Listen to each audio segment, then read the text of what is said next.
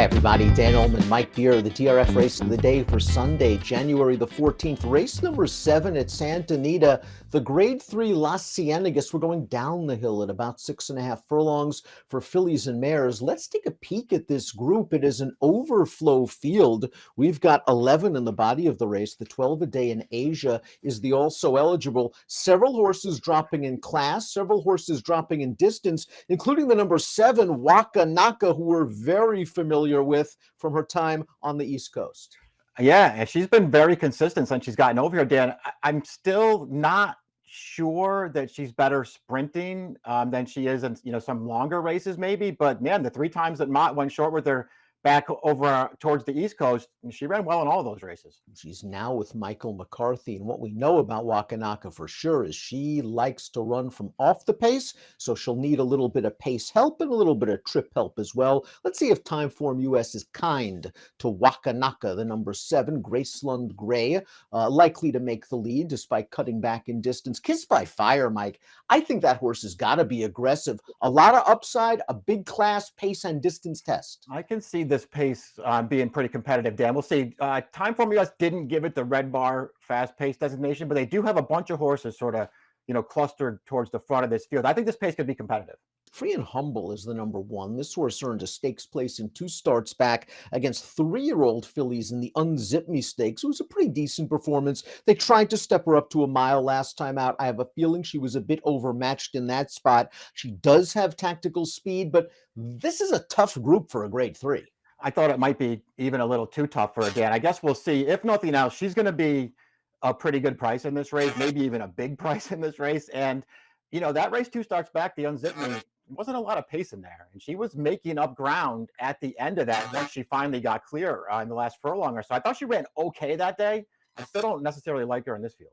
Honey Pants, the number 2, has always been a solid horse. She's been on a bit of a losing streak, but go and click on that short comment in your free formulator past performances. That last race, the Stormy Liberal, I think is a lot better than it looks on paper. A, she was running against the boys. B, it was a paceless race. She was buried down inside, sort of a start and stop trip, and I don't ever think she got the position she wanted. It was one of those races where, look, there was no pace in front of her. You're right about that. And it just looked like her rider had the idea to build up momentum, come in out to the stretch and try to make a run. She couldn't get out in the stretch. She had a horse right there to her outside. She just had nowhere to go. She ran better than it looks that day. She ran better than it looks 2 back. They also went 5 with her that day. That race was won wire to wire. They were not coming back for her, but she still made up a lot of ground in there. She doesn't win very often. That's a real issue for her. Trips are very important to her, but when she gets a trip and gets a clean run, she has a very strong finish, Dan, and this race might set up well for her. She was wired in that slow-paced race, and the runner-up came back to run 3rd in the Grade 2, Joe Hernandez, with a 90 buyer. The one and only time she went down the hill, she was a very close second to Elm Drive. She'll kick in the stretch. Nadect is the number 3. Now, she's cutting all the way back in distance. She hasn't sprinted since her career debut overseas, going 7/8 of a mile. She might have been a little bit compromised last time out in this race, the Catherine Crosby going a mile. A, it was a long layoff. She hadn't run since April. B, it's not like this pace was really loaded. She's going to get off the inside. She's going to come with a good run, and she'll finish ahead of a horse that came back to win the Grade 3 red carpet with a 90 buyer. Yeah, exactly. I mean, listen, I don't know. This horse is a tough call for me. I'm not sure that they're cutting her back to sprint here because they really think she wants to sprint. I think they might just be cutting her back here, Dan, because so far since she's arrived here, she's been a little disappointing. I mean, she's run okay in some of those races. I can't find the one race of hers over here in North America that I really like, though, Dan. I don't want to bet her just because she's cutting back. Although we're usually curiously sort of worried about horses trained by Bob Baffert on turf. The 4 Fast and Shiny is a stakes winner going down the hill on the lawn. She won the Angel's Flight in 2023 against 3-year-old fillies. She ran fine in the Unzip Me 2 starts back. Look who she was in against. Ruby Nell, who came back to win 2 of her next 3 starts, one a Grade 3, the other one with a 97 buyer. And Fast and Shiny's got this thing in control at the 3/16.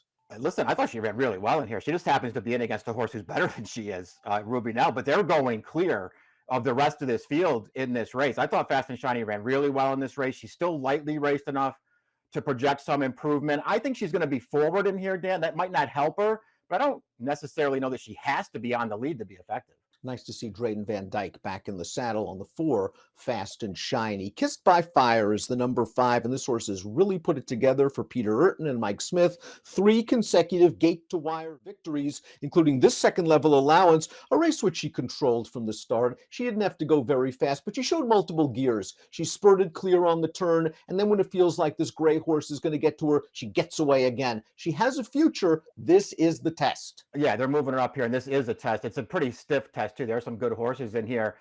Listen, she's won 3 in a row. She's had all the best of it in those 3 wins on the lead, and this pace might play out totally differently for her, Dan. I think it's a big ask. She's also going to go out to 6.5 furlongs down the hill, which she's never done before. So, the hurdles aren't insignificant, but maybe she's this good. The 6 Lexington Humor is stakes place sprinting on turf against males up at Golden Gate Fields, but I think an argument can be made that she's a little bit better on the synthetic surface. Here's her win against second-level allowance competition, going 5.5 on the Tapeta, and she ran just fine in this race. She has work to do at the 3/16 pole, but she'll storm by them late. The third-place finisher came back to win with an 87 Beyer speed figure in a 62.5 optional. I like that she did it from off the pace here. Maybe that's a pretty good sign for her. It's still, start taking her overall form apart, though, Dan, I think it's pretty clear she's going to have to run the best race of her life if she's going to beat this field. Wakgaka is the number 7, over $900,000 in earnings for this classy mare. She's a graded stakes winner up in Canada, going a 1-turn mile in a 16th. They've concentrated on sprinting her in most of her last few races. That Franklin Stakes 2 starts back, I don't really think is as bad as it looks. She just fell far behind early. She was running on at the end of that race in between. That distance is just way too short for her. Last time out in the matriarch, she broke terribly. She wound up far back. She really didn't have much of a chance. You just get the feeling they want to run her down the hill. Yeah, I do get that feeling. I just think she's really good. I know that she's another one that it's been a while since she's won a race, but her form has really held up over here. And her sprints, through the summer and into the fall, they're not bad, Dan. I'm with you on the Franklin. That race just didn't really set up for her. She ran fine at Kentucky Downs, getting wired 2 starts back. Even the Saratoga race against Roses for Deborah, there was no pace in there, and Alvarado just had to get her on the move early, and I think it really worked against her. Our next 2 mares are owned by Little Red Feather. The 8 is Benedict Canyon, a winner 2 starts back, going 3/4 in a second-level allowance. They tried her in the center, Ken Maddie. It wasn't a great break for her. It looked like she was running on at the end of the race, Mike, but she didn't threaten the winner. Yeah, no, she didn't. I don't know. She's another one in here. I just thought it was kind of a tough call for her because it's a pretty tough spot for her. And just based on what she's done so far, her turf races are fine, Dan, but she has to run better than that against this field. Elm Drive, the number 9, seems more of a sprinter. You might think Wakanaka may want to go a little more like a mile. Elm Drive, I think, is very good sprinting, and they tried her in the matriarch. All in all, it really wasn't a bad effort because she was in the thick of things at the 5/16 pole and then flattened out just a little bit late, a race that seemed to go to closers. Her start 2 starts back in the Maddie. I thought she ran well to finish ahead of a couple of these. She's got good tactical speed, a lot of things to like.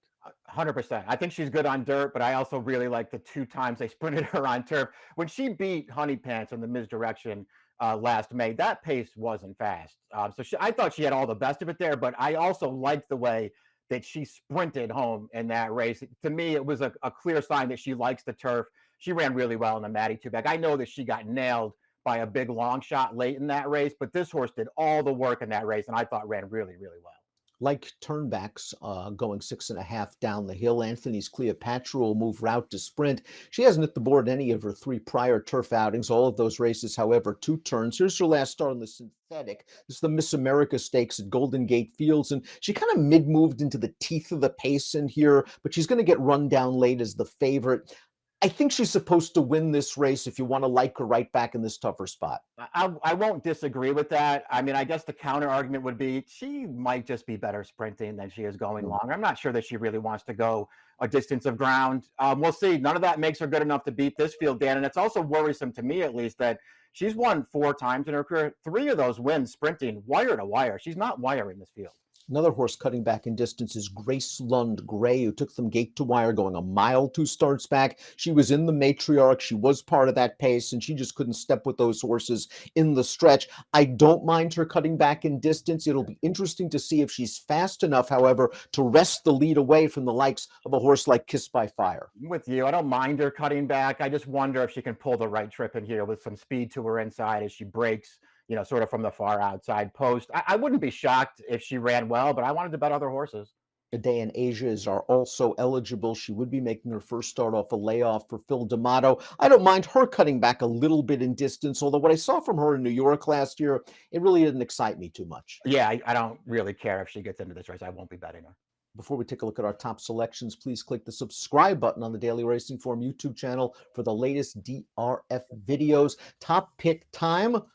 I'm going to go with Elm Drive. I just think she's very consistent. I think she's very tactical. Her races on the turf have been good. To me, she just seems like a very logical horse.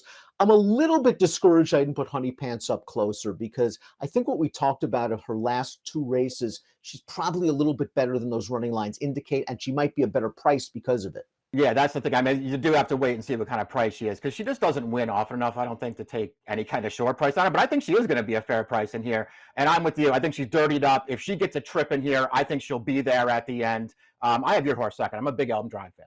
2, 9, 7, and 4 for Mike, 9, 11, 7, and 2 for me. It is our Sunday DRF race of the day, the Las Cienegas at Santa Anita. Best of luck.